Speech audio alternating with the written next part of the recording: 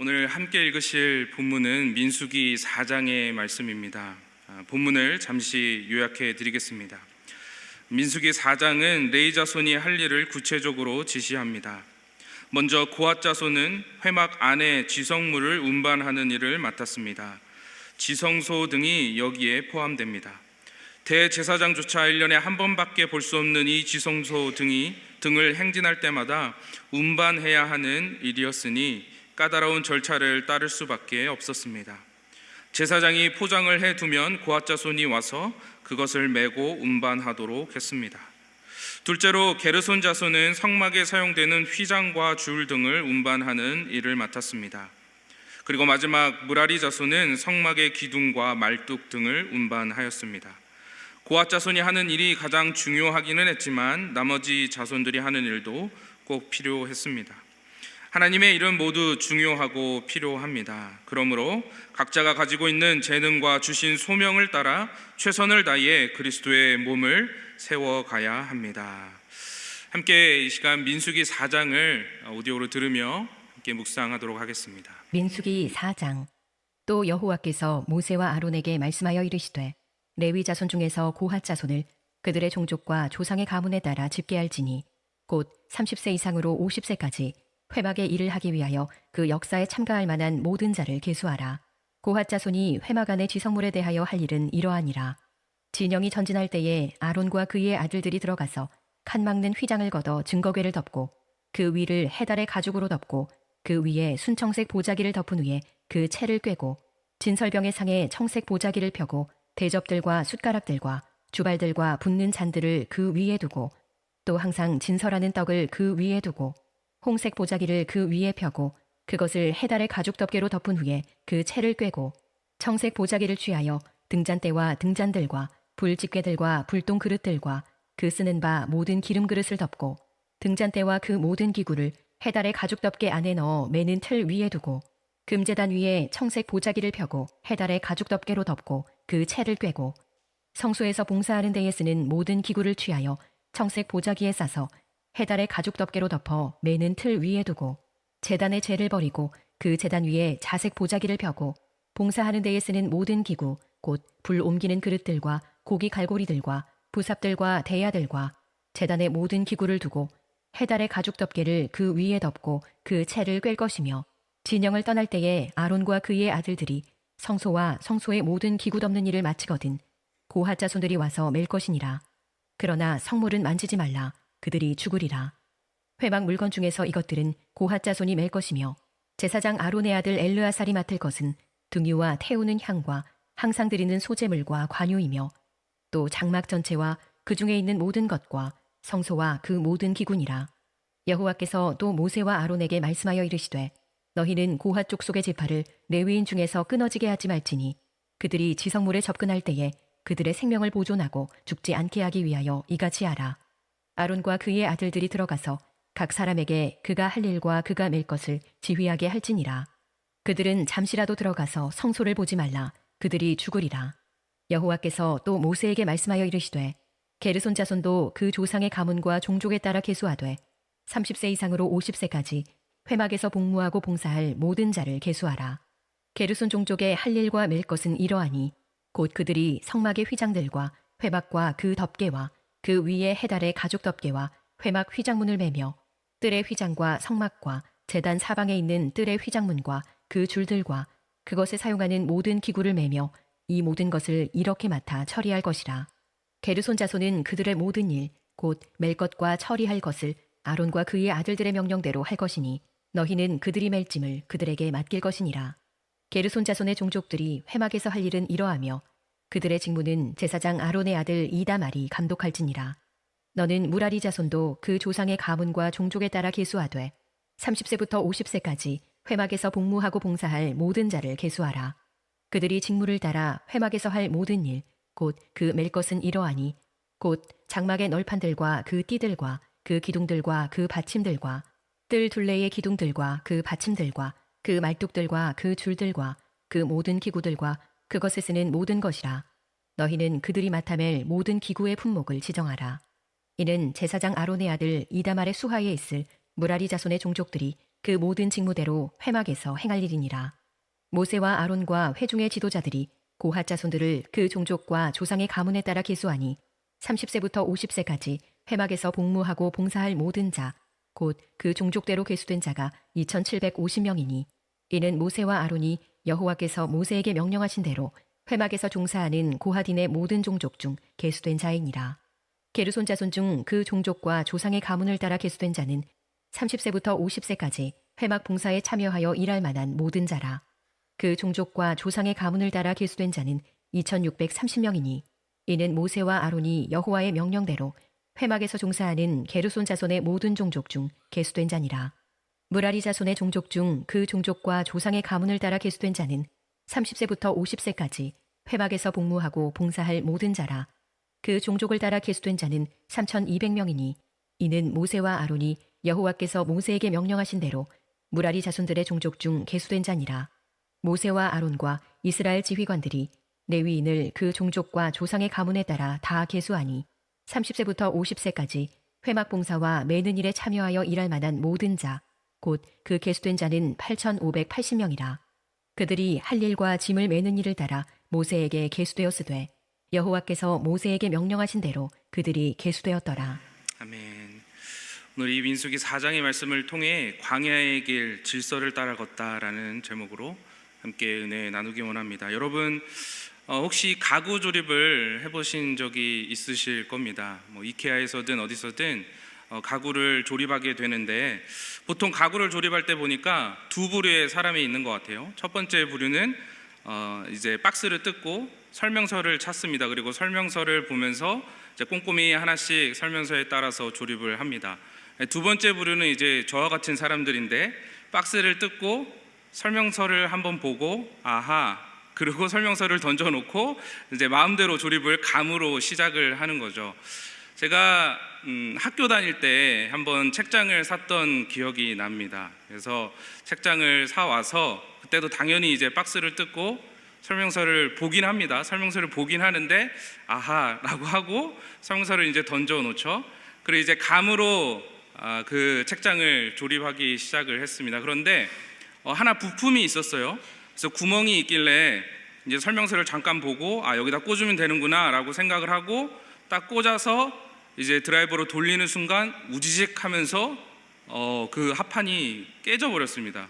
그래가지고 이게 무슨 일인가 하고 설명서를 다시 봤더니 이 똑같이 생긴 부품이 두 개가 있는데 크기가 다른 거예요. 그래가지고 좀 작은 구멍이었는데 큰 것을 넣어버렸던 거죠. 그래서 돌리는 순간 그 합판이 깨져 버리는 일이 있었습니다. 그래서 다시 이케아에 가서 그 합판을 교체하고 왔다 갔다 하면서 시간을 많이 허비했던 적이 있었습니다. 아마 처음부터 설명서에 적힌 대로 부품 하나하나 확인을 하면서 차례대로 조립을 했다면 다시 이케아에 왔다 갔다 하면서 시간을 쏟을 필요도 없었을 것이고 또 부서진 부품을 또 사기 위해서 돈을 쓸 그런 일도 없었을 겁니다. 그런데 이 설명서를 제대로 보지 않고 따라하지 않았기 때문에 한 번에 될 일을 멀리 돌아가야 하는 그런 상황이 생겼던 것이죠. 그 뒤부터는 이제 조립을 할 일이 생기면 길을 쓰고 이제 설명서를 보면서 하나씩 따라하기 시작했습니다. 여러분 그러한 측면에서 오늘 우리의 본문이 있는 이 민수기라는 책을 보면 하나님께서 이스라엘 백성들에게 주신 영적 설명서와 같다라고 하는 것입니다. 오늘 본문에서도 하나님은 레위 지파를 계수하시고 나누셔서 고핫 자손에게는 지성소 안에 있는 성물들을 또 게르손 자손에게는 성막 휘장과 덮개를 그리고 무라리 자손에게는 기둥과 받침을 맡기시고 그것들을 운반하는 역할들을 허락하셨습니다. 그리고 아주 자세하게 그러한 것들을 말씀해 주셨죠. 그리고 이 질서를 따라서 이 설명서를 따라서 성막들을 옮기고 또 성막을 다시 한번 치고 진을 쳐야만 공동체가 하나님과 동행하는 광야의 생활이 될 수 있었던 것입니다. 그런데 여러분 우리가 민수기의 내용을 잘 알다시피 이스라엘 백성은 하나님의 질서를 하나님의 설명서를 무시했습니다. 열 하루면 갈 수 있는 그 길을 40년이나 방황하며 결국 출애굽 세대들은 가나안 땅이 축복의 땅에 들어가지도 못하는 결과가 나타났던 것이죠. 그래서 가나안 땅에 들어가기 앞서 모세는 민수기를 통해서 이제 가나안 땅으로 들어가 하나님 나라를 세우는 이 영적 전쟁을 해야 하는 출애굽 세대의 다음 세대들인 광야 세대들에게 자신들의 실수를 보여주며 너희들은 들어가서 하나님의 설명서대로 하나님의 말씀대로 하나님의 나라를 세우라라고 권면하고 있는 것이죠. 그 질서를 세우는 길이 이 광야의 길을 통과할 수 있는 방법이었고, 가나안 땅에 들어가 하나님의 젖과 꿀이 흐르는 그 축복을 누릴 수 있는 영적 질서였던 것입니다. 여러분, 저와 여러분의 삶 가운데도 마찬가지 아니겠습니까?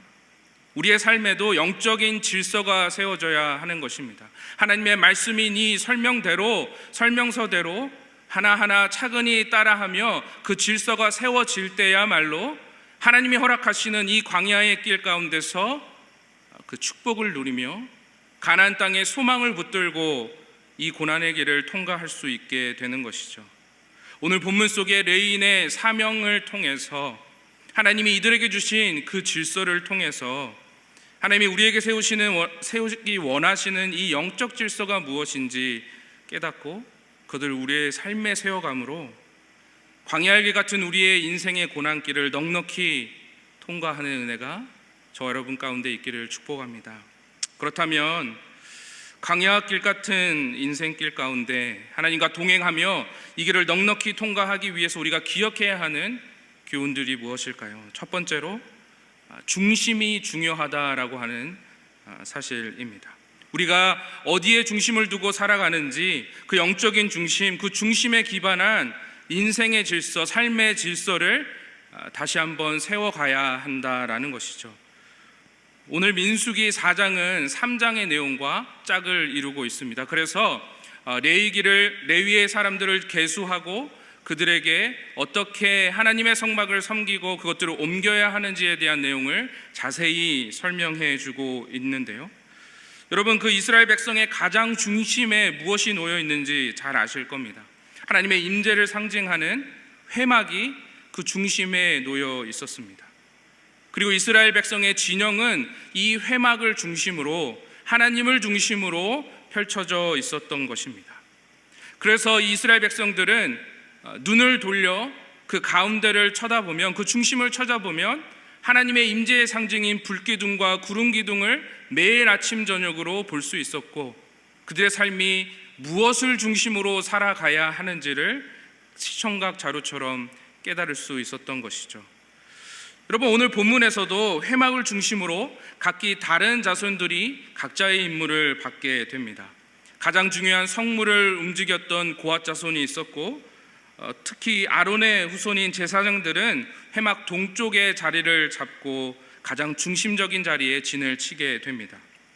그 외에 게르손 또 무라리 자손이 각각의 위치와 역할에 따라서 질서 있게 배치되어 있었습니다. 그리고 그들의 중심에는 회막, 하나님을 예배하는 이 성막이 자리 잡고 있었던 것이죠. 하나님께서는 이 공동체 전체가 하나님을 중심으로 질서를 잡아가기를 원하셨던 것입니다. 그 중심의 중요성은 레위 지파의 역사 가운데서도 우리가 살펴볼 수가 있습니다. 우리가 레위 하면 가장 먼저 떠오르는 사건이 아마도 창세기 34장의 사건일 겁니다. 자신의 동생이었던 디나가 세겜에게 겁탈을 당하고 들어오자 시므온과 레위가 칼을 들고 일어나서 그 성읍의 남자들을 다 죽인 일이 있었습니다. 레위는 원래 좀 성질이 있는 사람이었던 것 같습니다. 이 일로 인해서 야곱의 그 아버지 야곱이 그에게 유언을 하면서 저주를 내리게 되죠. 그러나 오늘 본문에서는 그렇게 저주를 받았던 자신의 분노와 복수를 펼쳐내었던 그 레위의 그 지파의 자손들이 가장 하나님에 가까이서 하나님을 섬기는 일을 하고 있었던 것입니다. 어떻게 그런 일이 있었을까? 이 레위 지파 자손들의 중심이 하나님을 중심으로 사는 삶으로 변화되었기 때문이었습니다. 여러분 출애굽기 32장에 이후에 와서 보면 모세가 시내산 위에서 하나님을 대면하여 말씀을 받고 있을 때에 그 산 밑에서는 아론과 그 이스라엘 백성들이 금송아지를 만들어 우상 숭배를 하고 있었습니다. 그 모습을 본 모세가 들고 왔던 그 돌 계명 두 돌판을 바닥에 내던지며 누가 여호와 편에 서겠느냐라고 백성들 앞에 선언을 합니다. 그때 출애굽기 32장 26절에 이렇게 기록을 합니다. 이에 모세가 진 문에 서서 이르되 누구든지 여호와의 편에 있는 자는 내게로 나오라 하매 레위 자손이 다 모여 그에게로 가는지라. 여러분, 이 우상 숭배의 큰 죄악을 범한 백성들을 진멸하는 일에, 하나님의 편에 서는 그 일에 누가 나서고 있었다라고 기록을 합니까? 레위 자손들이었습니다. 레위 자손이 자원해서 하나님의 편에, 하나님을 중심을 두고 서 있었던 것입니다. 하나님께 헌신하기로 결단한 것이었습니다. 그리고 29절에 모세가 이렇게 기록합니다. 모세가 이르되 각 사람이 자기의 아들과 자기의 형제를 쳤으니 오늘 여호와께 헌신하게 되었느니라. 그가 오늘 너희에게 복을 내리시리라. 여러분, 오늘 레위 자손의 중심이 하나님으로 바뀌게 되자 그들이 분노를 표출하며 복수하는 일, 사람을 해하는 일에 앞장섰던 그들의 삶이, 그 레위 지파가 이제는 하나님을 지키고 성막을 지키며 중심을 지키고 그 축복을 누리는 자리에 세워지게 됨을 우리는 보게 된 것이죠. 마찬가지로 여러분, 우리의 신앙생활이라는 것은 무엇입니까? 바로 중심이 바뀌는 일이다라는 것입니다.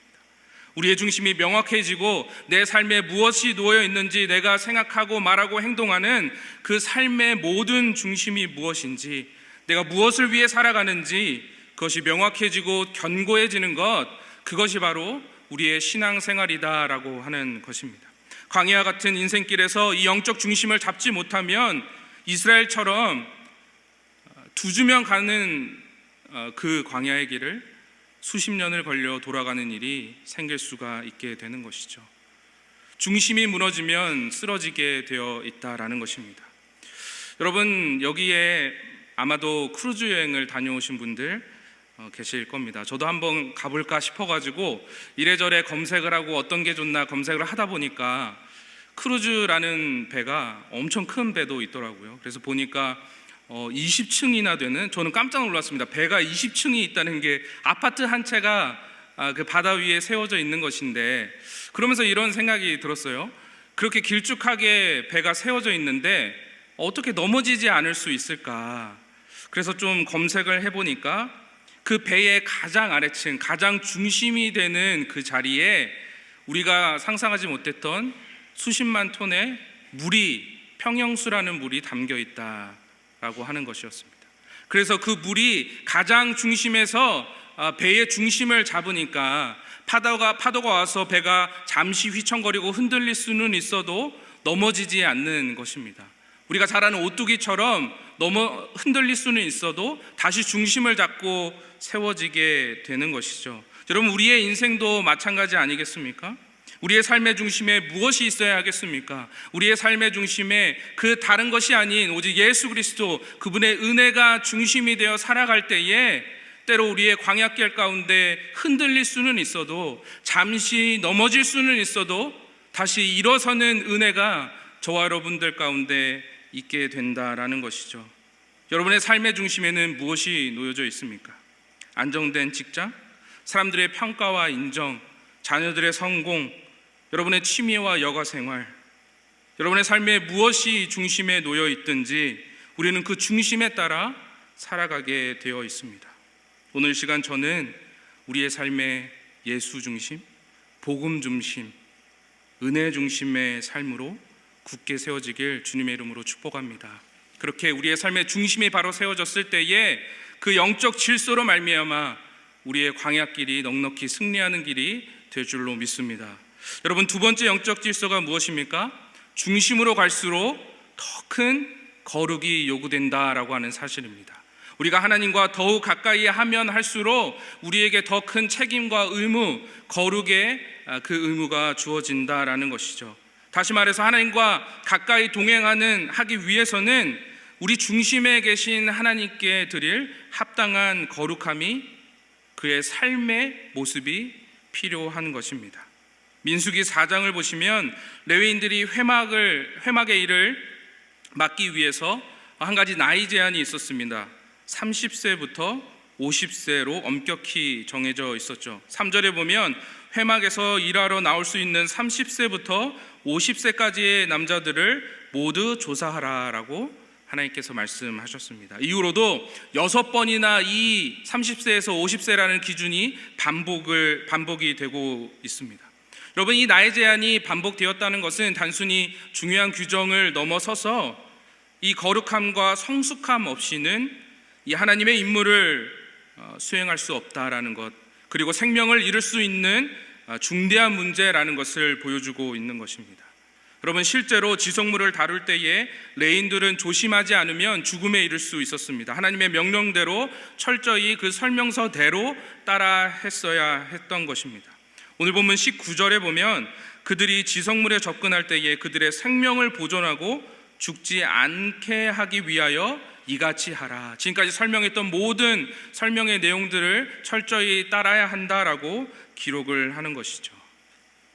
여러분, 게르손 자손과 무라리 자손이 운반해야 했던 이 기구들은 상대적으로 지성소와는 거리가 좀 있었습니다. 위험성도 적었기 때문에 그들에게 주어진 지침이 고앗 자손들과는 보다는 조금 적었습니다.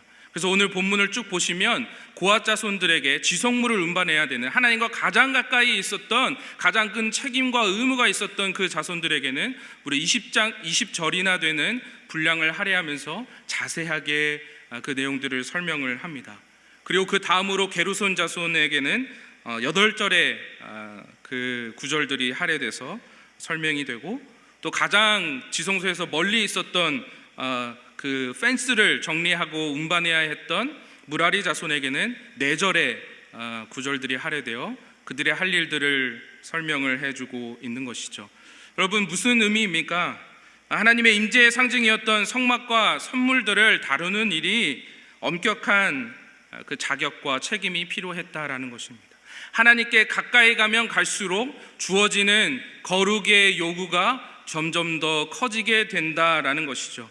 12지파보다 그 안에 있었던 레위지파의 자손들이, 레위지파 자손들 가운데서도 무라리 자손, 게르손 자손, 그리고 고앗 자손, 그리고 마지막으로 아론 지파의 사람들, 하나님과 가까이 가면 갈수록 해야 하는 책임과 의무, 그리고 그 실수에 의한 결과들이 컸던 것입니다.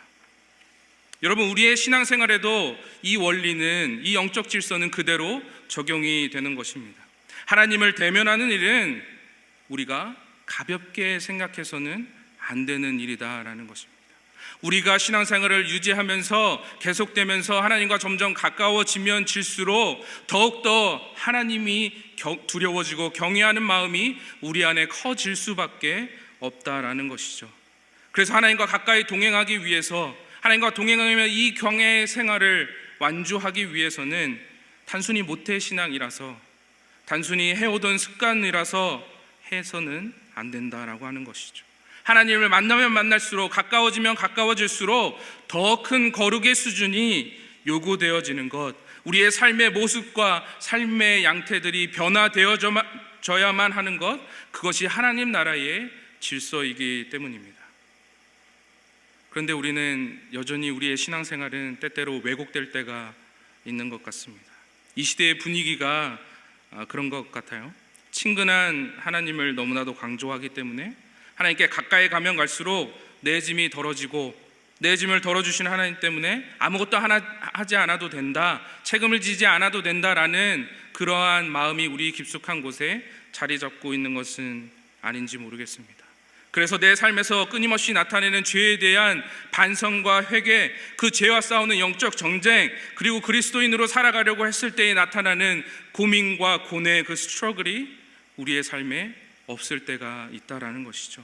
그냥 하나님은 저 멀리 계시는 좋은 하나님, God is good, 거기서 그치는 하나님이 되어버리는 것입니다. 내가 원하는 것이 있으면 기도하고, 그리고 그 기도하는 것으로 다 들어주시기를 원하는 산타클로스에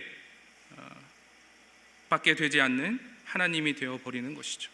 그래서 나의 편리함을 내세우고 나의 편리함이 내 삶의 예배의 중심이 되는 신앙생활을 하게 되는 것입니다. 여러분, 그것은 하나님이 원하는 영적 질서가 아니다라는 것을 오늘 본문에서는 분명히 이야기하고 있습니다. 오늘 설교를 준비하며 한 글을 보게 되었습니다. 한 사람이 있습니다. 혼자 생활하는 도심의 오피스텔.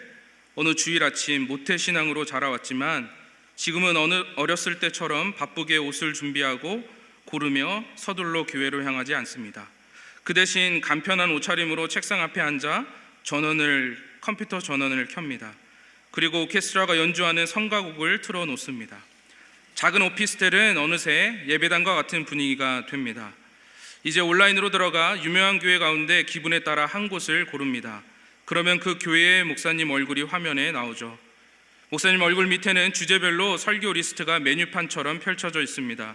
그 중에 마음에 드는 주제를 하나 골라 클릭한 뒤에 소파에 기대 직접 내린 커피를 마시며 예배를 시청합니다. 그리고 예배가 마칠 때쯤에 화면에 뜬 QR코드를 통해 온라인으로 헌금을 보냅니다. 이것으로 이 사람의 주일 예배가 마무리됩니다. 어쩌면 우리는 이렇게 예배를 드리는 시대를 맞이하게 될지도 모릅니다. 우리는 우리의 편리함을 내세워 하나님이 아닌 우리가 중심이 되는 예배를 드리는 것 같아 안타깝습니다. 여러분, 이 글은 무려 2008년도 묵상집에 나온 글입니다. 17년 전 우리 시대의 예배가 편리함만을 추구하는 예배가 될까 걱정하던 이 글은 현실이 되었습니다. 예배는 문화생활이 되어버린 지 오래입니다. 하나님과 가까워지면 가까워질수록 나는 하나님이 편하기에 편리한 예배 생활을 추구하게 되는 것이죠. 하나님이 중심이 되는 예배가 아니라 내가 중심이 되는 예배를 드리기 원합니다. 내 마음에 맞는 찬양, 내 감정을 움직이는 말씀, 그리고 화려한 조명과 그러한 예배의 모습이 있는 예배를 우리는 찾아다닙니다. 나를 위로하는 메시지가 있는 예배만을 원하게 됩니다. 그리고 그 하루에 1시간의 예배로 나의 신앙생활은 그치게 되는 것이죠. 책임과 의무가 없는 신앙생활을 원하는 것입니다. 그러나 여러분, 하나님 나라의 영적 질서가 무엇입니까? 광야의 길을 통과하기 위해서 우리가 배워야 하고 세워야 하는 영적 질서는 우리가 하나님께 가까이 가고자 하면 할수록 우리가 감당해야 하는 거룩의 요구가 점점 더 커진다라고 하는 사실입니다. 우리 그리스도인으로 우리가 이 땅에 살아가려고 결단하면 할수록 더 큰 책임과 희생, 손해가 내 삶에 나타나고 그것을 감당하는 것이 당연한 하나님 나라의 영적 질서가 되는 것입니다. 여러분, 그런데 그러한 손해와 그러한 희생을 감당하며 살아가는 그 삶이, 그렇게 세워가는 그 영적인 질서가 오히려 이러한 광야의 길을 넉넉히 이겨내고 지나갈 수 있도록 만드는 능력이 된다라는 사실을 오늘 본문은 보여주고 있는 것이죠. 이것이 하나님 나라의 질서인 것입니다. 사랑하는 성도 여러분, 저와 여러분의 예배는 어떻습니까? 우리 예배 가운데 나의 편리가 드러나고 있습니까? 아니면 하나님과 가까워질수록 그 거룩함에 대한 두려움과 순종으로 매일의 삶을 예배로 드리고 있습니까? 일주일에 한 번 나와 예배하는 것으로 내 신앙은 안전하다 자부하고 있지는 않은지 우리는 돌아보아야 하는 것입니다. 그래서 이 시편 기자의 고백을 마음에 새기고 우리의 고백이 되기를 원하는데, 시편 73편 28절의 말씀입니다. 하나님께 가까이 함이 내게 복이라. 내가 주 여호와를 나의 피난처로 삼아 주의 모든 행적을 전파하리이다. 하나님께 가까이 함이 내게 복이라. 하나님께 가까이 하면 할수록 내 삶은 점점 더 힘들어지고 그 거룩에 대한 요구가 커지고 손해와 그 희생이 커짐에도 불구하고 하나님과 가까이 하는 것이 나의 복이 된다라고 하는 이 고백, 그 영적인 질서, 그것이 저와 여러분의 삶 가운데 세워질 때야 비로소 하나님의 축복이 드러나는 광야의 길이 되는 줄로 믿습니다. 그 가나안, 젖과 꿀이 흐르는 하나님의 약속에 있는 그 땅에 들어가기 위해서는 그러한 모든 손해를 감수하고 그리스도인의 삶을 예배의 삶으로 올려드릴 때에 비로소 가능하게 되는 것이죠. 하나님께 가까이함이 내게 복이라. 그 고백이 저 여러분의 삶의 고백이 되기를 주님의 이름으로 축복합니다. 여러분, 마지막으로 하나님과 동행하기 위해 우리가 기억해야 하는 세 번째 영적 질서가 있습니다. 그것은 중심을 지키는 것은 곧 각자의 자리를 지키는 것이다 라고 하는 사실입니다. 오늘 본문인 민수기 4장은 고핫과 게르손과 무라리 자손의 직무를 명확히 구분하고 있습니다. 그런데 여러분, 한번 생각해 보십시오. 게르손의 마음을 한번 생각해 보십시오. 게르손은 솔직히 마음이 좀 기분이 나빴을지도 모르겠습니다. 왜냐하면 자신이 장자인데 가장 중요한 일을 내가 맡아야 하는 것 아닌가라는 생각이 들었을지도 모르겠습니다. 자신에게 그러한 가장 중요한 임무가 주어지지 아니하고 동생이었던 고핫에게 지성소의 성물들을 움직이는 가장 중요한 역할을 맡겨지게 되었던 것이기 때문이죠. 하나님께서 게르손보다 고핫 장손을 더 중요하게 생각해서 그렇게 선택하신 것이 아닙니다. 고핫이 더 뛰어나거나 더 많은 수를 가진 자손이었기 때문도 아닙니다. 게르손이 잘못을 저질렀기 때문도 아닙니다. 그저 하나님의 은혜와 자비로 그들이 그저 그렇게 선택이 되었다라는 것입니다. 모든 것을 아시는 주님께서 그 주권대로 그들이 있어야 할 자리를 그 자리로 부르시고 그 자리에 역할을 감당케 하셨던 것이죠. 여러분, 하나님이 부르신 그 자리에 중심을 두고 그 각자의 자리를 지키고 그 위치에 주어진 역할과 임무를 감당하는 것, 그것이 하나님 나라의 영적인 질서다라는 것입니다. 오늘 본문 19절에 보면 각 사람에게 그가 할 일과 그가 맬 것을 지휘하게 할지니라. 각 사람에게 주어진 임무가 있고 할 일이 있고 메고 가야 할 그러한 것들이 있다라는 것이죠. 또 27절에 보시면 게르손 자손은 그들의 모든 일 곧 맬 것과 처리할 것을 아론과 그의 아들들에게 명령대로 할 것이니 너희는 그들이 맬 짐을 그들에게 맡길 것이라. 여기도 동일하게 그들의 모든 일, 맬 것과 처리할 것, 그것들이 각자의 분량에 맞게 하나님께서 허락해 주셨다라는 것을 말씀하고 있습니다.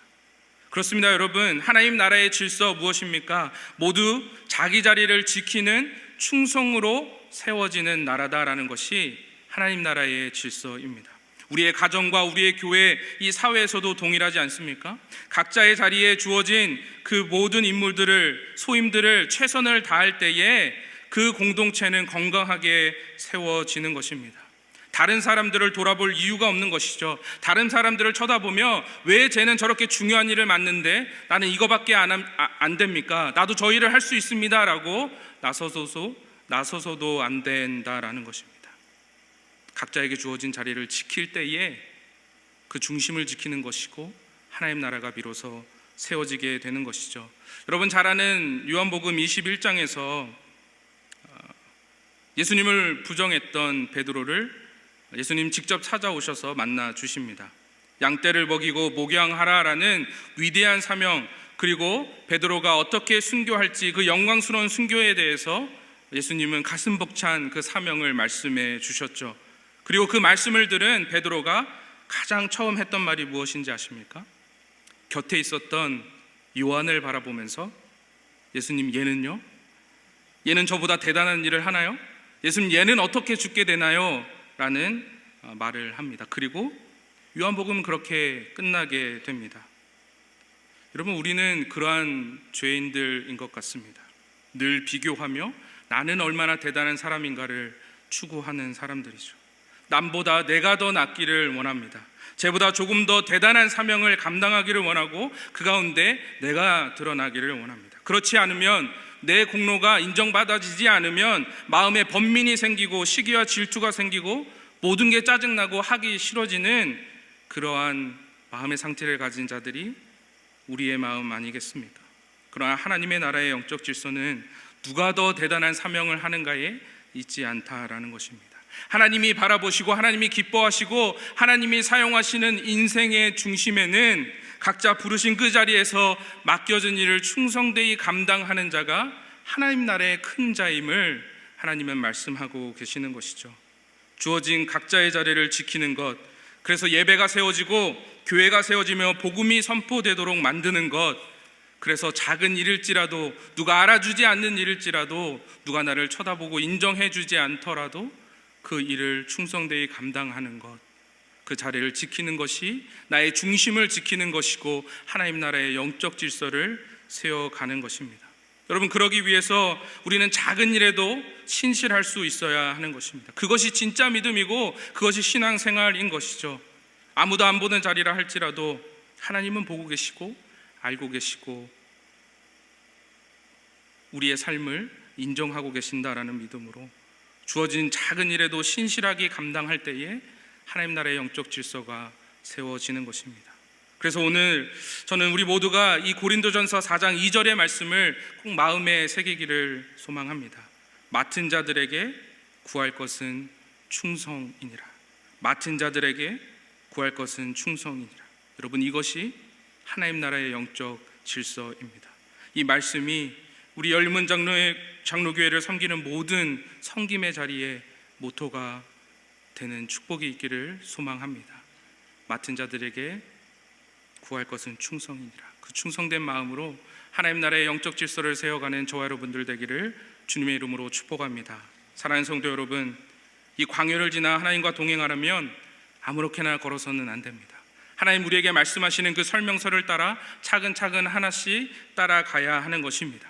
왜냐하면 하나님은 이 모든 세상의 질서를 만드시고 우리의 삶의 질서를 세우시고 중심을 보시는 하나님이시기 때문입니다. 그래서 우리의 중심이 중요합니다.